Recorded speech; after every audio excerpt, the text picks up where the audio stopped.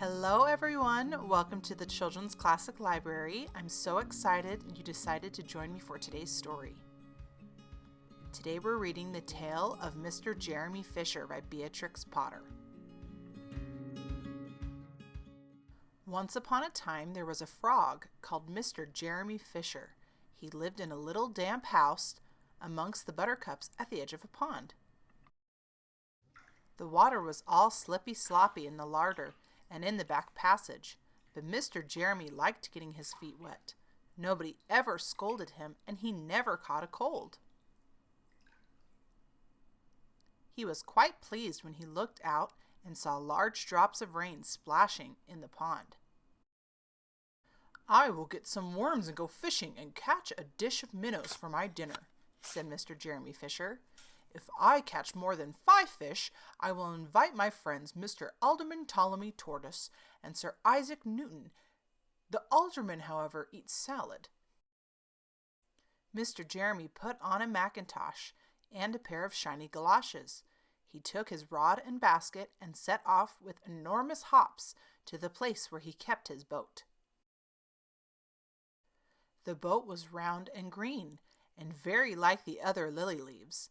It was tied to a water plant in the middle of the pond. Mr. Jeremy took a reed pole and pushed the boat out into the open water. "I know a good place for minnows," said Mr. Jeremy Fisher. Mr. Jeremy stuck his pole into the mud and fastened the boat to it. Then he settled himself cross-legged and arranged his fishing tackle. He had the dearest little red float. His rod was a tough stalk of grass. His line was a fine long white horsehair, and he tied a little wriggling worm at the end. The rain trickled down his back, and for nearly an hour he stared at the float. "This is getting tiresome. I think I should like some lunch," said Mr. Jeremy Fisher. He punted back again amongst the water plants and took some lunch out of his basket. "I will eat a butterfly sandwich and wait till the shower is over," said Mr. Jeremy Fisher. A great big water beetle came up underneath the lily leaf and tweaked the toe of one of his galoshes. Mr. Jeremy crossed his legs up shorter, out of reach, and went on eating his sandwich. Once or twice something moved about with a rustle and a splash amongst the rushes at the side of the pond. "I trust that is not a rat," said Mr. Jeremy Fisher. "I think I had better get away from here." Mr. Jeremy shoved the boat out again a little way and dropped in the bait. There was a bite almost directly. The float gave a tremendous bobbit. "A minnow! A minnow! I have him by the nose!" cried Mr. Jeremy Fisher, jerking up his rod. But what a horrible surprise! Instead of a smooth, fat minnow, Mr. Jeremy landed a little Jack Sharp, the stickleback, covered with spines. The stickleback floundered about the boat, pricking and snapping until he was quite out of breath. Then he jumped back into the water. And a shoal of other little fishes put their heads out and laughed at Mr. Jeremy Fisher. And while Mr. Jeremy sat disconsolately on the edge of his boat, sucking his sore fingers and peering down into the water, a much worse thing happened. A really frightful thing it would have been if Mr. Jeremy had not been wearing his mackintosh.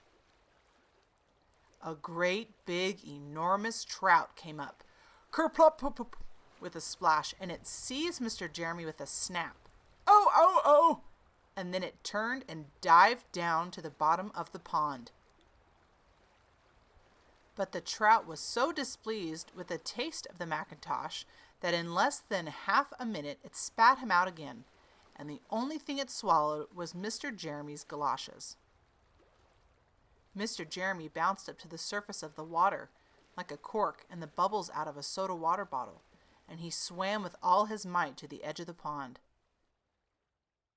He scrambled out on the first bank he came to, and he hopped home across the meadow with his mackintosh all in tatters. "What a mercy that was not a pike," said Mr. Jeremy Fisher. "I have lost my rod and basket, but it is not much matter, for I am sure I should never have dared to go fishing again." He put some sticking plaster on his fingers, and his friends both came to dinner. He could not offer them fish, but he had something else in his larder. Sir Isaac Newton wore his black and gold waistcoat, and Mr. Alderman Ptolemy Tortoise brought a salad with him in a string bag. And instead of a nice dish of minnows, they had a roasted grasshopper with ladybird sauce, which frogs consider a beautiful treat, but I think it must have been nasty. Thank you so much for joining me for today's story. I hope you enjoyed it as much as I did. Make sure to check out some of my other uploads I have for you, and I'll see you in the next one. Bye! Be subscribed.